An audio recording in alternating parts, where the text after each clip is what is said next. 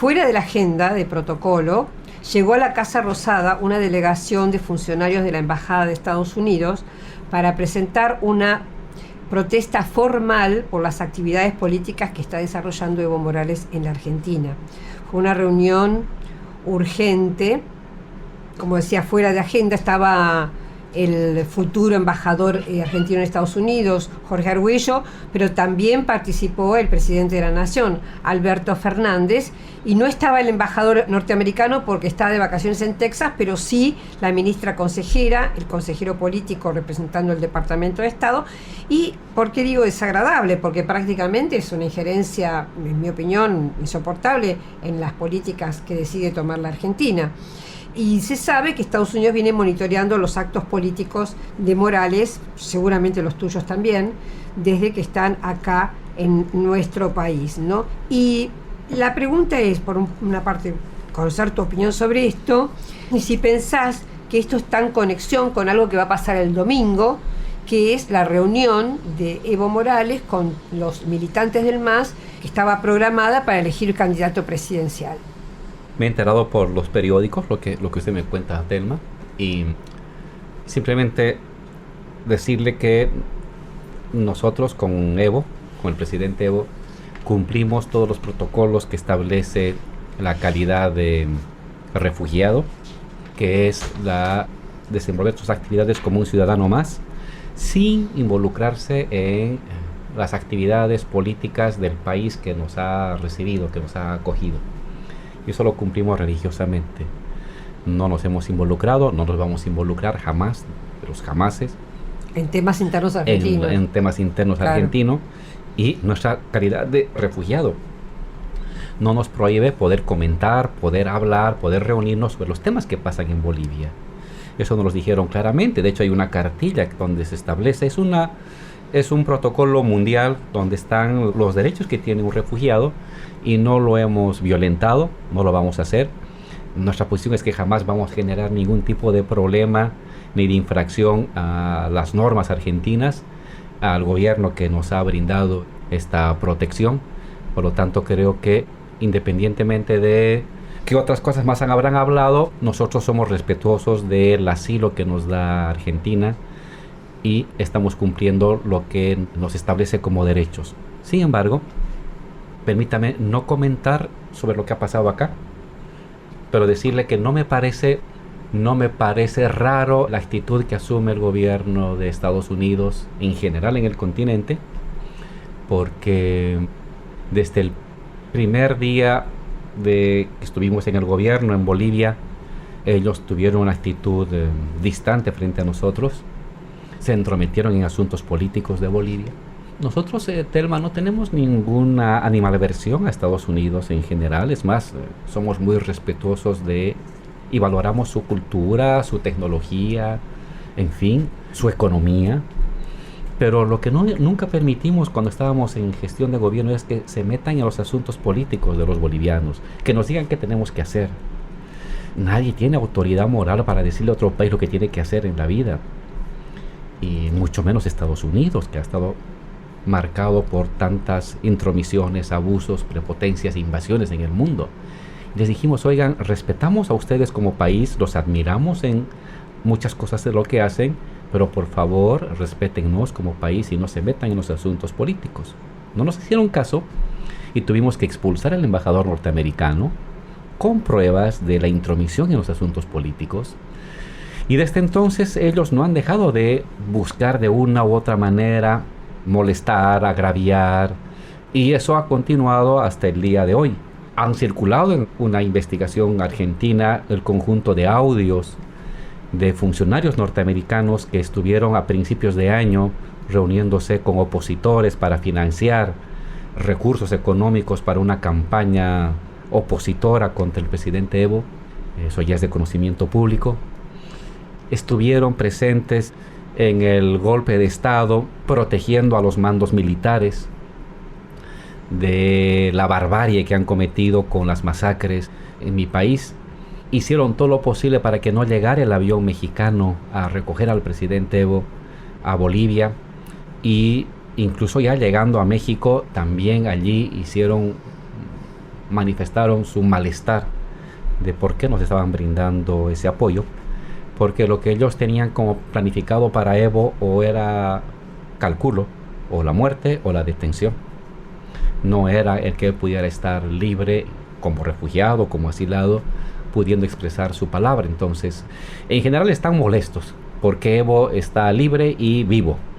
Esa es la molestia y lo van a decir a cualquier gobierno del mundo y van a buscar la manera de impedir de que podamos hacer ese tipo de actividades que corresponden a la de cualquier ciudadano que está en calidad de refugiado. Ahora mismo ellos también están preocupados de por qué Evo tiene esa influencia, su palabra todavía cuenta mucho y es una gran orientación para muchos compatriotas bolivianos que acuden a él para pedirle información o opinión o orientación sobre determinados temas. Y ¿qué más te puedo decir? No comentarle estrictamente lo que ha pasado acá con esta reunión, justamente para no violar el precepto de no entrometerse en los asuntos políticos, pero simplemente le cuento que este ha sido un comportamiento normal de parte de un gobierno que ¿a qué le teme? No es tanto que le teme a una persona, Telma, le teme a un proyecto política, social y económicamente exitoso de socialismo democrático. Siempre se hablaba que la izquierda tiene buenos ideales, pero tiene muy mala práctica en gestión de gobierno. Y Bolivia mostró que se puede tener buenos ideales y se puede tener buenos resultados. En nuestra gestión, Telma, tuvimos la tasa de crecimiento económica más elevada del continente latinoamericano. Así es. Y tuvimos la tasa de salida de la extrema pobreza más elevada del continente latinoamericano. El 30% de la población salió en una década. Entonces esos son credenciales que sí son subversivos. Entonces Evo es un estorbo. No por su carácter, no por lo que dice, Evo es un estorbo porque es el ejemplo viviente de que se puede ser progresista, izquierdista, hacer buen trabajo social y tener buen trabajo económico. Y eso les molesta mucho. Álvaro, estamos conversando con Álvaro García Linera, vicepresidente de Bolivia. Fue destituido el 10 de noviembre de este año por un golpe de Estado. Telma mencionaba la reunión de este domingo, en la que van a estar vos, Evo Morales y dirigentes que van a venir de Bolivia, dirigentes del MAS. ¿Qué se va a definir este domingo? Porque también se habló de un acto que iba a realizarse en Salta. Si todo va bien, el día domingo es una reunión pequeña, Mercedes, donde se va a reunir el presidente Evo con líderes de organizaciones sociales, campesinas, laborales y algunos líderes de la estructura partidaria. Y se van a debatir todavía nombres, no sale aún el nombre. Pudiera darse, pero lo más probable es de que no. Y sí estamos pensando una reunión ya más grande. Calculo que en unos 15 días, o en una semana de este domingo, o en 15 días, una reunión sí más grande, definitiva, que tendría que ser en algún lugar cercano a la frontera, por la cantidad de personas que vendrían, un poco más de 100, no 1000, alguna vez se dijo 1000, no, unas 100, 150 personas. ¿Por qué cerca de la frontera? Porque de esa manera el precio del transporte de los compañeros es más reducido. Pueden llegar hasta, no sé, Salta, o un poco más al norte, o un poco más al sur. Y ahí en esa reunión, esa sí sería la reunión definitiva. Esta es una preparatoria, que capaz puede adelantar algunos nombres, pero más probable es de que se prepare en esta reunión.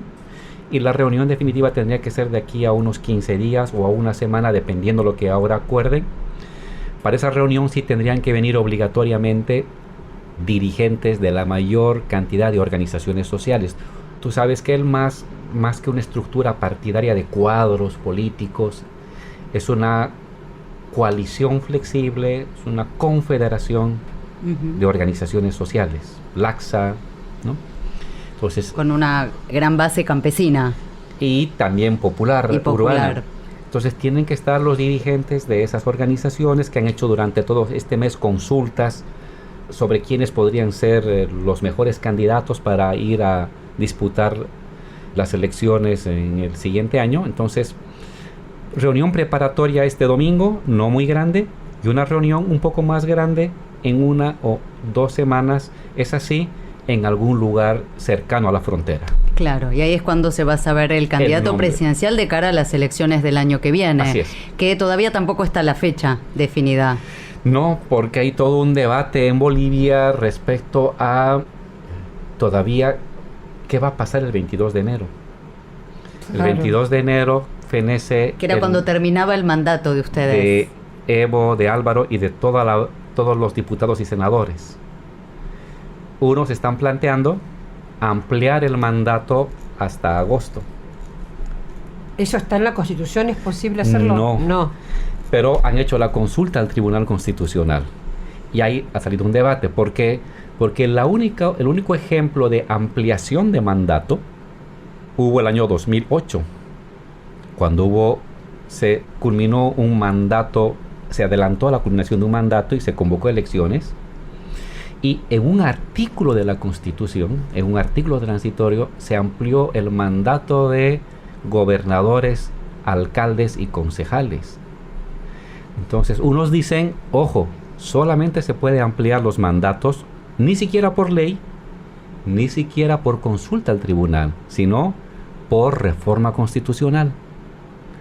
Esa es una posición. Otros dicen, no, se puede ampliar el mandato consultando al Tribunal Constitucional. Y otros dicen, por tradición constitucional, después del 22 de enero, debería asumir el cargo los miembros del órgano judicial. Entonces, el 22 de enero todavía es una nebulosa. ¿Qué irá a pasar? Hay muchas tendencias. Los golpistas están propugnando, y lo han dicho el día de hoy, en la mañana, leí en un periódico, que se amplíe el mandato solo del Ejecutivo, pero no del Legislativo.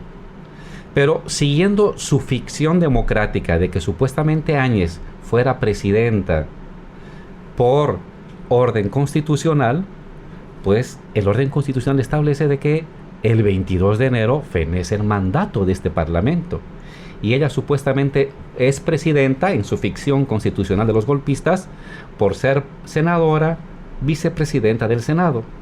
Y si ese Senado, con su vicepresidenta, fenece su mandato el 22 de enero, pregunta, ¿entonces fenece el mandato de los golpistas? Claro. Debería también fenecer ella como presidenta sustituta, digamos. O... Autoproclamada. Pero ella justifica, por eso hablo de su ficción democrática, justifica porque era vicepresidenta del Senado. Pues bien, ahora ya no es, el Senado ya no existe. ¿Puede seguir siendo presidenta? Claro, por eso está esta línea que vos comentaste, que quieren que se fenezca el Ejecutivo, pero no el Legislativo. El Legislativo. Otros de quieren... esa manera, ella podría seguir siendo la presidenta autoproclamada. Otros, esa es una línea, solamente Ejecutivo, pero no Legislativo. Otros, Ejecutivo y Legislativo. Otros, ninguno de los dos, que sea el órgano judicial el que toma el mando. Y otros, que sí se amplíe, pero por reforma constitucional, que requiere... ¿Ustedes qué proponen, Álvaro? De verdad que parte del debate de este domingo tiene que ver con esto, ¿no? Nuestra posición ha sido denunciar a los golpistas, son ilegítimos, pero te comento lo que ellos están planteando en sus debates supuestamente de legitimación democrática constitucional. Es difícil que irá a suceder. Supongo que la coacción va a ser un papel elemental que va a definir el curso de los acontecimientos, porque allá en estos tiempos de golpe todo se mueve con amenaza y dinero, o palo o zanahoria. La amenaza, juicios, 20 fiscales encima de tu cabeza, y lo que sea te acusan, y si no, el soborno o el cohecho. Entonces, veremos qué sucede, pero en estricto cumplimiento constitucional, Telma, tú me preguntabas, ¿cuál es la posición? Evo sigue siendo presidente. Obvio. ¿Por qué? Porque no se ha leído su carta de renuncia. Y según la Constitución, para que o presidente o vicepresidente dejen el mandato, tiene que leerse en el plenario de la Asamblea, senadores y diputados juntos, la carta de renuncia. Y aceptarla, digamos. Y no ha sucedido tal cosa. Entonces, en estricto sentido, hoy tendría que leerse la carta de renuncia de Evo para que recién se proceda a la sucesión constitucional, caiga en quien caiga, cosa que no ha sucedido. Entonces, esto va a generar y está generando un ruido al interior de los golpistas. Solamente asamblea y ejecutivo, solo el ejecutivo, el poder judicial. Va a estar movida el debate jurídico y técnico las siguientes semanas para saber qué es lo que sucede en Bolivia. Sin duda, ¿no? Y a Evo Morales sabemos que pidieron una detención, la Fiscalía de Bolivia. ¿En tu caso es lo mismo? ¿Hay una acusación en tu contra? O sea, si vos quisieras volver a Bolivia. No.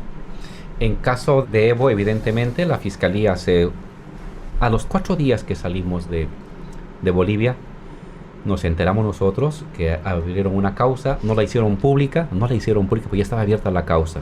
Y por eso Evo denuncia. Y hay una acusación por terrorismo, alzamiento armado, sedición, en fin. En mi caso, públicamente no conocemos una causa abierta. Públicamente no conocemos. Y entonces, ante tu pregunta me dices, ¿tú podrías regresar? Por eso estuve buscando si había una acusación formal. Yo, en principio, podría regresar, aunque no olvides de que para fabricar causas judiciales son espectaculares. Te la arman en media hora. Solamente está el nombre que hay que colocar y ya tienes alzamiento armado, terrorismo, sedición y 8 delitos encima.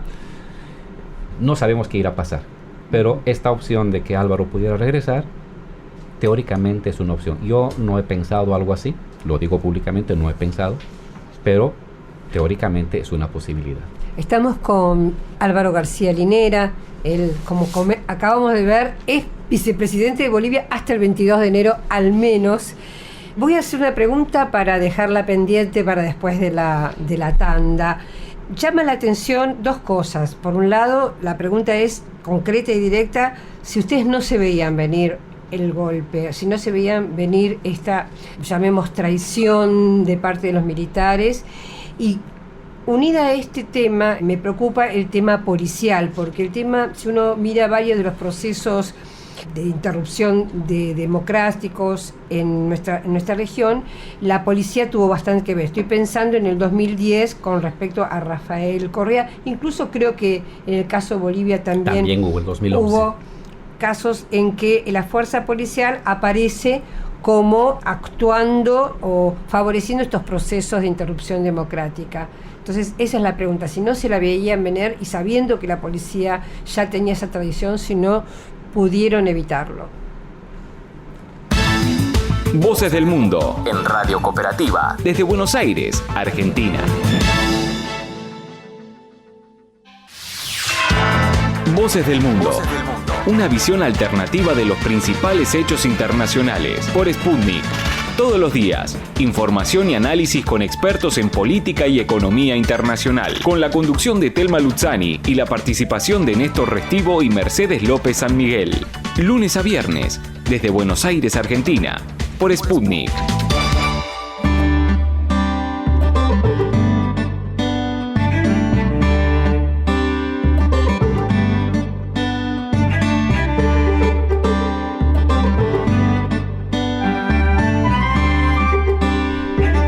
Estamos con el vicepresidente de Bolivia, Álvaro García Linera, muy contentos de tenerte acá, Álvaro, respondiendo las preguntas que nos hacemos todos, ¿no? Acá en la Argentina, preocupados, en principio por la situación actual, como sabemos, de mucha expresión, lamentablemente siguen las violaciones de los derechos humanos en Bolivia, y una situación que en la región no vivíamos hace muchísimo tiempo, esa idea de los golpes militares, los golpes cívico-militar.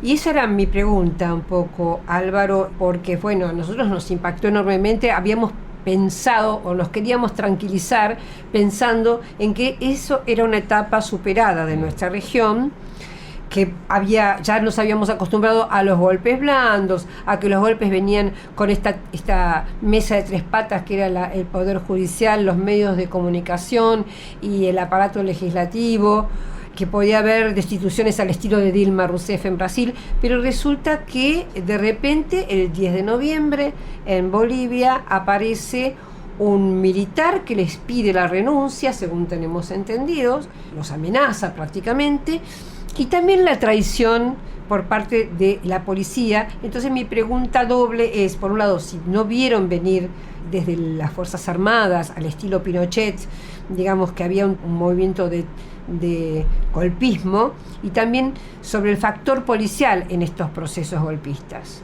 Mira, Telma, la rebelión de los sectores medios tradicionales sí lo veíamos venir. Capas medias tradicionales. Ahorita explico esta categoría. La vimos venir y de hecho ya se manifestó meses atrás con un conjunto de convocatorias a marchas, a paros en ciertos lugares de la ciudad. Veíamos venir eso, que había como una especie de caldo de cultivo social para la formación de un conservadurismo militante, activo, movilizado, muy reaccionario, racializado. Y sí lo vimos. La actitud de la policía también ya la sabíamos, que es una institución muy prebendal en algunos de sus mandos. Ya nos hicieron un motín en el año 2011 y aguantamos 20 días con policías marchando alrededor de la plaza, lanzando dinamita, en fin. No podemos hablar de la totalidad de los policías, pero sí de ciertos mandos jerárquicos. Y hasta ahí teníamos previsto. Lo que sí fue una sorpresa fue los militares. Ahora voy explicando a los tres componentes. ¿Por qué ya era previsible esta rebelión de estas clases medias tradicionales? Por un motivo muy específico. Las políticas económicas de los últimos 13 años lo que hicieron es multiplicar de 2.5 a casi 6 millones la cantidad de personas llamadas de clase media de consumo o por ingreso. El 30% de los bolivianos pobres y extremadamente pobres del país pasaron a ser clase media de consumo en una década. En términos numéricos absolutos, Brasil lo ha hecho mucho mejor. En términos porcentuales, lo que hizo Bolivia fue toda una proeza. El 30% de su población pasa de pobreza a clase media. Y por eso el último informe de Naciones Unidas nos coloca como un país de ingresos altos. Nosotros recibimos un país de ingresos bajos el 2006. El 2009 pasamos a ser un país de ingresos medios y el 2018 a ser un país de ingresos altos. Entonces, tiene que ver con un conjunto de políticas sociales que han permitido a la gente ir de abajo para arriba. Eso es muy justo, es democrático y es lo que tiene que hacer cualquier gobierno progresista del mundo. Ahora, tiene sus consecuencias. ¿Cuál es la consecuencia? Que allí donde había un puesto laboral o una oportunidad de estudio, de trabajo, de contrato y 4 profesionales ofertantes, en una década aparecieron 10. Entonces lo que antes era más o menos asequible para la antigua clase media tradicional, de un día para el otro lo tiene que competir con más personas. Y en vez de buscar fusionarse con esa nueva clase media de origen popular, de origen indígena, que viene de madre o de padre del sindicato o del campo, pero que ha pasado por la universidad y ahora logra un empleo, un puesto laboral o acceder a la alcaldía o al gobierno, en vez de buscar fusionarse esa clase media tradicional con la nueva clase media popular, de origen popular, lo que hace es encostrarse, atrincherarse y construir un discurso y una frontera y una muralla racializada. Hacer valer sus derechos de piel, de apellido, de tradición, frente a estos arribistas, entre comillas, así los llaman, estos arribistas, sí. O estos indios alzados, que ya pueden mandar al hijo a la universidad, ahorran y se compran casas en los mismos barrios donde ellos antes vivían de manera exclusiva, quieren llevar a la hija al kinder o a la guardería donde antes solamente iban los amigos de ellos. Álvaro, pero entonces, ese modelo exitoso en lo económico, ¿no tuvo un correlato en la batalla cultural? Es más que eso. En parte sí, pero a diferencia de lo que ha pasado en otros lugares donde la clase media que asciende se te vuelve en contra, eso ha pasado en parte en Brasil. Ujú. Tú generas nueva clase media y esa nueva clase media con nuevas expectativas se te va en contra. Sí. Aquí en Bolivia no fue así. Tú generas una nueva clase media de origen popular indígena que no se te va en contra. Los que se te van en contra son la antigua clase media. ¿Por qué? Porque le devalúas algo. Le devalúas su capital étnico.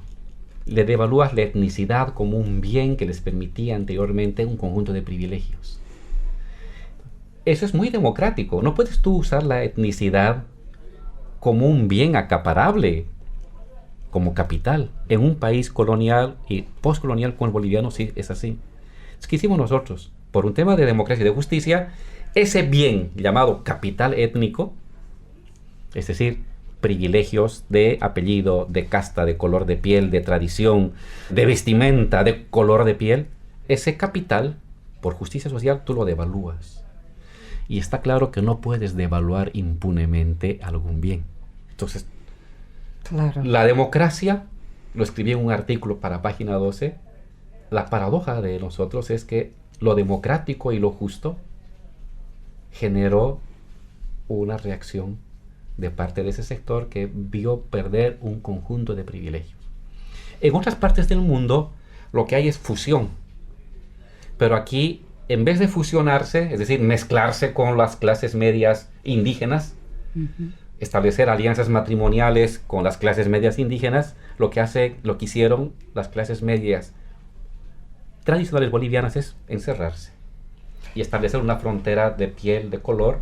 Y entonces tú tuviste la construcción el último año de un discurso profundamente racializado de la división social. Discursos y palabras que creías que estaban enterradas de tiempos de la colonia vuelven a emerger contra el indio, contra la mujer de pollera. Y por eso que lo primero que hacen cuando se subleva esta clase media tradicional es agraviar a la mujer de pollera. Claro. Las persiguen, las escupen, Le cortan las trenzas. le lanzan Pintura. ¿no? pintura, le mandan 400, 500 motos contra ellas que marchaban para pedir con banderas blancas pidiendo paz. Les mandan a los motoqueros como bandas fascistas, queman sedes sindicales, porque es una respuesta a estos indios alzados, que en el último tiempo han comenzado a tener beneficios. Lo que hicimos es igualar hacia arriba, no igualar hacia abajo. Si a la clase media no le quitamos sus recursos, Sí, lo que hicimos es de que haya más clase media. Y Entonces, estos grupos que ustedes sí empoderaron, ¿tomaron conciencia del proceso? Sí. Pero vos decís, no se nos vinieron en contra, porque tomaron conciencia de lo que estaba sucediendo, de ese proceso. Pero aquí también hay una explicación sociológica, sí. Sin embargo, no es una clase media sedimentada. Tiene una década de surgimiento. Entonces, no ha logrado crear fuentes de opinión pública, porque las clases medias son los creadores de opinión pública, nunca olvidemos eso. Son de donde salen los comentaristas de la televisión, de donde salen los que escriben editoriales en los periódicos, son los que hablan en la radio, crean opinión pública. Esta nueva clase media no tuvo el llegó tiempo ahí. suficiente Claro. para generar sus portavoces creadores de Para opinión que haya una pública. pluralidad de voces en Sí. los medios. Y entonces los que sí tenían el monopolio de la opinión pública fueron ellos, y seguramente han irradiado parte de su discurso también en estas nuevas clases medias, pero no salieron militantemente a la rebelión. Les voy a dar un dato.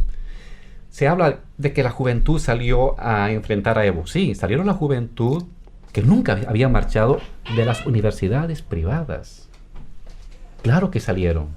Los jóvenes de las universidades privadas que nunca, ni hace 5 años, ni hace 10, hacían política, ahora sí salieron. Y salieron a defender su derecho de apellido. La pública marchó, no. La pública en La Paz tiene 90.000 alumnos. Salían a marchar 300 o 400 porque algún profesor les pedía que marcharan con ellos.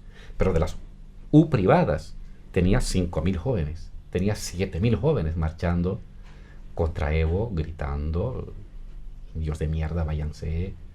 Ese era el lenguaje racializado que salía. Entonces, esta rebelión de clases medias tradicionales la habíamos ya detectado tiempo atrás. Sabíamos que ahí había un problema. Sabíamos. Con la policía comenzamos a detectar desde semanas atrás que gente ya de la oposición estaba comenzando a sobornar mandos policiales y circulaba dinero en los mandos. Es por eso que nosotros lo que hacemos es reunirnos con la Central Obrera Boliviana, los sindicatos campesinos y pedir que vengan compañeros a proteger el proceso a la paz. Y vienen mineros de las empresas estatales, vienen trabajadores de las fábricas, vienen campesinos indígenas, marchan a proteger. Cuando se da el motín de la policía, que yo me acuerdo que fueron viernes y sábado, previos al domingo que fue la salida de ustedes, o sea, del gobierno, la destitución. Ellos se amotinan a las 6 de la tarde el día viernes. Sí. Y el día sábado nos reunimos, Evo se reúne con los compañeros dirigentes para hacer dos cosas: que lleguen más compañeros campesinos y obreros a La Paz a proteger, y los compañeros también proponen que hay que bloquear las carreteras para que no lleguen los grupos de choque de las fuerzas fascistoides que venían de Santa Cruz. Sí, y se logra con éxito. ¿Qué es lo que desequilibra? Es decir, aguantamos la rebelión de las clases medias con movilización popular. Cuando se amotina la policía, ha circulado dinero para sobornar a los mandos policiales, comienza a desequilibrarse las fuerzas, pero logramos movilización de más trabajadores mineros. ¿Por qué mineros? Porque son compañeros que cargan dinamita, que usan la dinamita en sus movilizaciones. ¿Ya? Para defenderse, siempre ha sido una especie de tradición obrera. Sí. Pero lo que desequilibra todo es cuando los militares a las 10 de la mañana piden la renuncia de Evo, se ponen sus trajes camuflados. Ojo, ya antes... Que fue el domingo 10 de noviembre. Las 10 de la mañana.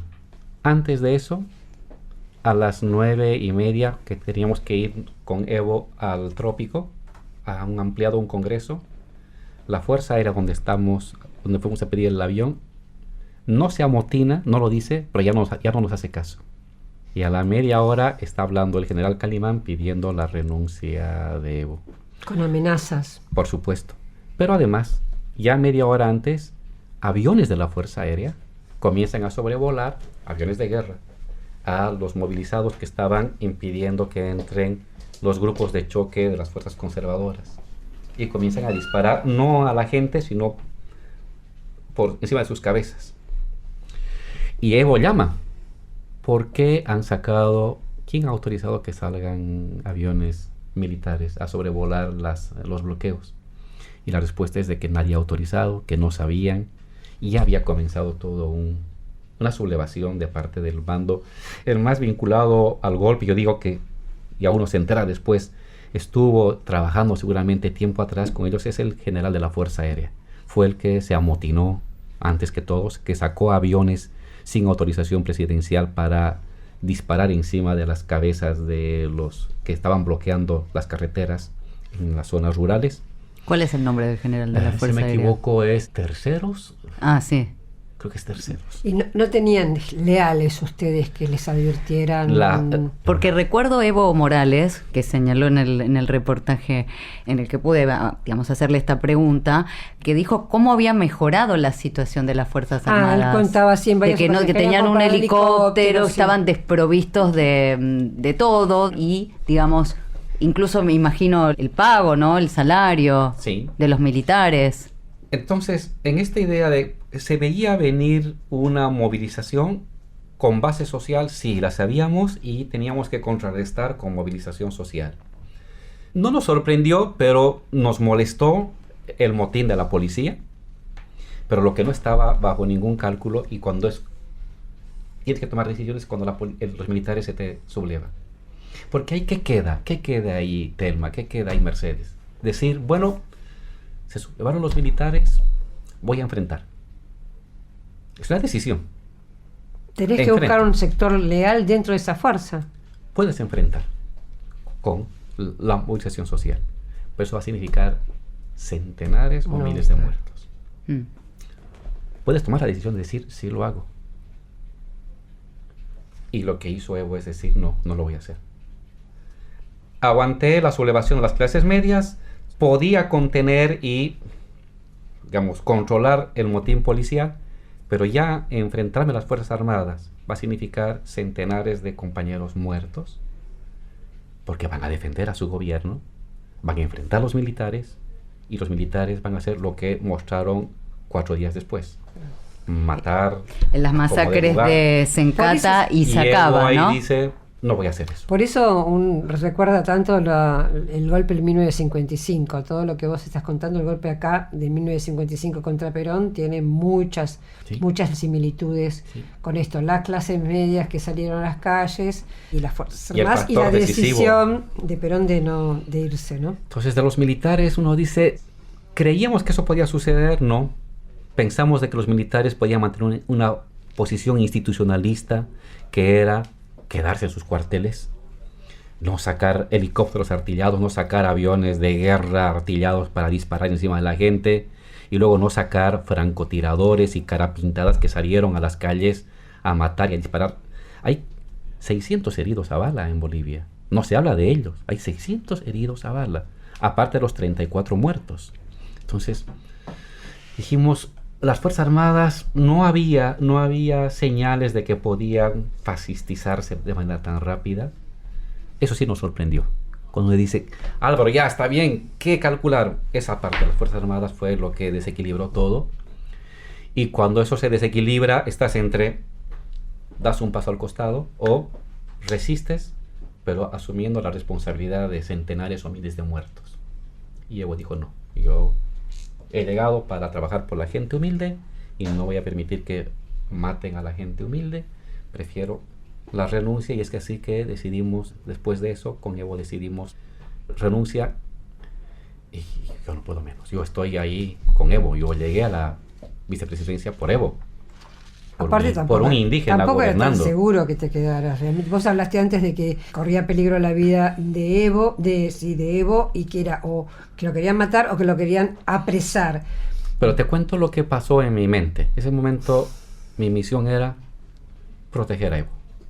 Yo llegué a la vicepresidencia porque Evo me pidió que lo acompañara, y yo acepté porque era el primer presidente indígena de mi país, y dije, voy a hacer todo lo posible para que Evo salga de esto sano y salvo. Entonces decido acompañarlo y nos vamos juntos hasta el Chapare, y del Chapare nos metemos al monte, y del monte, incluso cuando estábamos en el Chapare, dicen, ¿a quién va a recoger el avión? Inicialmente era Evo y Gabriela, yo no. Yo podía quedarme y meterme más al monte y a ver cuándo me encontraba. Pero me subo al avión porque cuando el avión no llega, regresa al Perú, ha contado Evo toda esa travesía, ¿no? Peripecia que ha tenido que atravesar. Entonces, al final el avión va a levantar vuelo, Telma, Mercedes, después de que yo hago una llamada en el avión, parado en la escalinata, hablo con este general Terceros, no sé, con su apellido, y le digo, porque nos hicieron esperar 2 horas. Luego vamos hasta la pista hasta el punto de partida. Nos quitan la autorización, regresa otra vez. Nos esperan soldados armados con cara pintada alrededor. Uh-huh. Yo le digo, llamo al general, aquí hay un avión mexicano, está el presidente, está la ministra, estoy yo. Tiene 200 soldados armados y alrededor hay 7,000 campesinos. Si en los siguientes minutos esto arde, es su responsabilidad. Se quedó pensando en silencio 10 segundos, me dijo, voy a autorizar. Eso fue a las 12 de la noche. Y le habla con el general mexicano, le dice, está autorizado. Y recién partimos. Todavía estás por escribirse esa parte de la historia, de lo que pasó además en los distintos gobiernos, ¿no? Las autorizaciones de Perú, las no autorización, de Ecuador, bueno, acá estamos ya en un clima casi familiar. Sí, vino mi hija y vino mi esposa. Bueno, muchísimas gracias. Acá los saludamos. Bueno, Álvaro, muchísimas gracias por esta entrevista. Nos quedan obviamente 1000 preguntas por hacerte, pero bueno, ya... Tienes que invitarme muchas veces más. Exactamente. Yo tengo todo el tiempo del mundo. Eso te iba a decir. Vamos a pedirte que vengas. Te han ofrecido de dar clases, ¿no? En distintas universidades, ¿no? En este tiempo. Quiero Además de agradecer todo lo que tenga que ver con la campaña del MAS. Desde Argentina. Y les explicaba que uno cuando llega, está en el exilio y siempre ha sido así, vivimos de nuestro trabajo. Es lo primero que uno tiene que pensar cuando está en cualquier lugar es de qué voy a vivir, ¿no? Y ahora que tengo la esposa y la hija más, entonces mi desesperación inicialmente era, ¿qué onda? Buscar un lugar donde dormir y luego buscar trabajo. Y hay agradecer la generosidad de varias universidades argentinas que me han hecho la oferta de dar clases en grado y posgrado.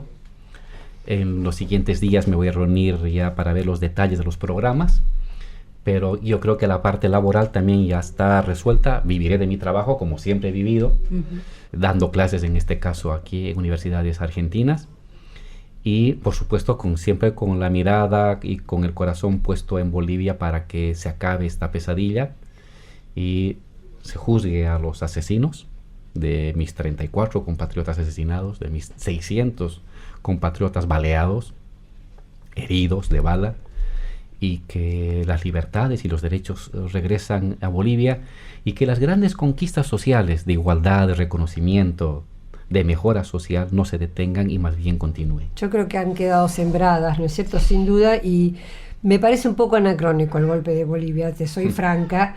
Parece como fuera del tiempo, por eso mismo que hablaban al comienzo, que no era esperado. Y en ese sentido, modestamente digo que la Argentina ha dado muchos pasos en relación a el juzgamiento de los genocidas, el juzgamiento de aquellos que cometieron los crímenes contra los derechos humanos, y creo que por ahí es un ejemplo también a seguir cuando termine esta pesadilla que está viviendo hoy Bolivia, ¿no? Ojalá que así sea. Y Álvaro, acá tenés tu casa. Muchas gracias, Telma. Muchísimas gracias a vos por estar acá hoy con nosotras.